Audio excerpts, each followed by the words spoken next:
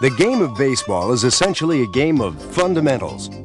Every aspect of the game can be analyzed and taught. And in this series, you'll learn how to teach those fundamentals the Major League way. When we're fielding a ground ball, coaches, you want to make sure that they feel as smoothly as possible. Major League Baseball represents the very highest level of baseball skill and ability. But as our professional coaches will demonstrate, the basics of the game are the same at every level. Basic fundamentals of blocking are very simple. What you want to teach your kids to do is get down on both knees. Throwing as an outfielder, you'd like to hit the cutoff man right in the chest. Once you've done that, your job is done. In addition to the fundamentals, you'll also learn simple and effective drills that are easy to master, as well as valuable insights into many of the game's finer points. Your choice of where you're going to put the ball, whether to take a sign from the glove or behind you, is entirely up to you. You really have to emphasize to the young player the fact that their hands need to work when they hit. In the game of baseball, the teaching never stops, from youth leagues all the way to the major leagues. I'd rather have you right here. You just sort of got to stiff that one a little bit. Boom. Make sure that you don't get that bat back in here and tight. Just keep it out front the same way. Play ball the Major League way. Infielding and outfielding. This section will cover the fundamentals of infielding with Los Angeles Dodgers coach Joe Vavra. In baseball, there are 4 infield positions, and each one has unique responsibilities. The 4 positions are first base, second base, shortstop, and third base. Hi, I'm Joe Vavra, and now we're going to talk a little bit about fielding. We have 2 stances that we need to do prior to the pitch. It's a resting stance and then the ready stance. We start off with the resting stance, keep our knees shoulder width apart, our weight is balanced, we can have our hands on our knees, and we're just thinking about the situation. It's a time when we need to relax, thinking about what do I do if the ball's hitting my direction. Now, when the pitcher goes into his motion, starts to deliver the ball to the plate, we need to go into the ready stance. We do that by shifting our weight to the balls of our feet, our hands drop down out in front, and we watch the ball go into the hitting area. We keep our head up and we focus on that hitting area.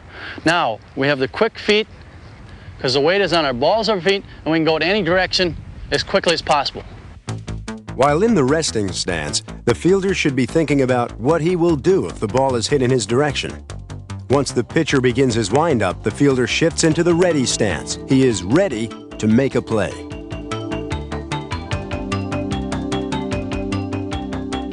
An infielder assumes the ready stance by shifting his weight onto the balls of his feet, lowering his hands in front of him, and keeping his head up. He is able to react quickly to a ball hit in any direction. Now, there's several different routes that we need to take out of the ready stance. Number 1, for example, is coming straight in. When a ground ball is hit directly at an infielder, he should still move toward the ball before fielding it. Watch how this shortstop handles a slow bouncer. He moves toward the ball with quick, compact steps, watches it enter his glove, and grips it firmly before throwing. When we're fielding a ground ball, coaches, you want to make sure that they feel as smoothly as possible, that their head doesn't bounce up and down when they run, and when they go to catch the ground ball, they don't just go all of a sudden right down to the ground. So we do that is by explaining that it's just like an airplane landing and taking off. We approach the ground ball with our head level, and then we slowly descend into the fielding position. We watch the ball into the glove, and we come out of it slowly with our footwork. Again, the head does not go up and down. It comes nice and slowly. We land, and then we take off.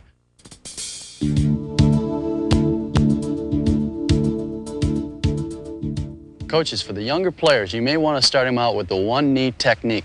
We simply go down on one knee, feel the ball in the center of our body, bring it in with our top hand, and then come up out of it with either the crossover or the shuffle. It's a beginning point for young fielders. Beginning infielders should use the one-knee technique when fielding ground balls. It forces them to keep the glove low and enables them to block the ball if they fail to field it cleanly.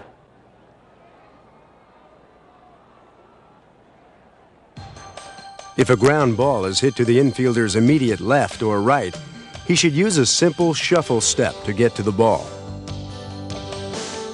This ground ball is hit to the second baseman's right. Notice how he shuffles his feet to get in front of the ball, places his glove on the ground, uses both hands, and watches the ball as it enters the glove. He then throws the ball to first base for the out.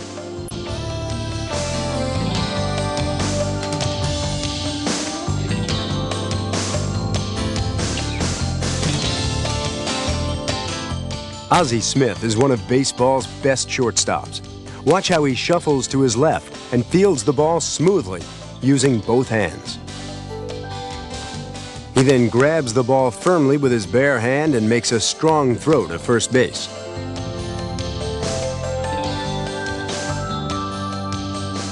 Now, ball's hit a little bit further, the ones I have to get to as quickly as possible. I'm going to use a crossover step because I'm quicker. I can get to it quicker. I can head the ball off. Again, to my right. Crossover, stay low, catch the ball in the center of the body. Now to the left. Same thing. Crossover, get to the ball, absorb the ball. Catch it as smoothly as possible using soft hands. When a ground ball is hit far to a fielder's left or right, the crossover step will enable him to reach the ball as quickly as possible. On this next example, notice how the shortstop's left leg crosses over as he pivots to the right. He then plants his feet, fields the ball with both hands, and makes a strong throw. Now for the slow roller, we need to use the arc or the banana route. Crossover, make an arc towards the ball so you head it off so you get your full power of your body behind the throw. When fielding a slow roller, the infielder should take a slightly curved path to the ball.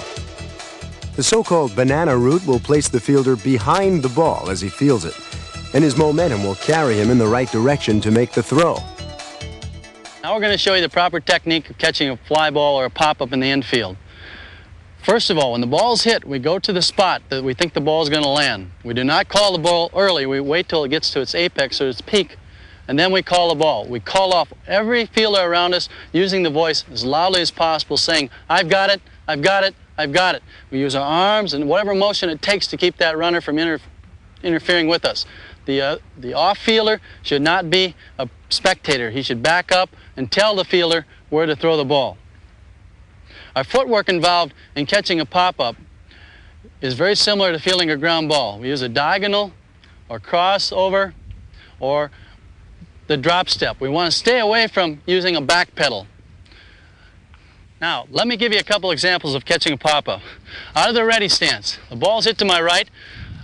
I cross over, find the peak of the ball, say, "I've got it, I got it, I got it," wave everybody off, get underneath of it, balance stance, and see the ball in the glove using soft hands. Ball to my left, same thing. Out of the ready stance, I'm ready for a ball anywhere. The ball's hit in the air. I see it, I cross over, get behind the ball, and squeeze it into the glove. Ball over my head, the drop step. See the ball hit, I drop back, get underneath of it, watch it into the glove. I got it, I got it, I got it! On any infield pop-up, communication is vital.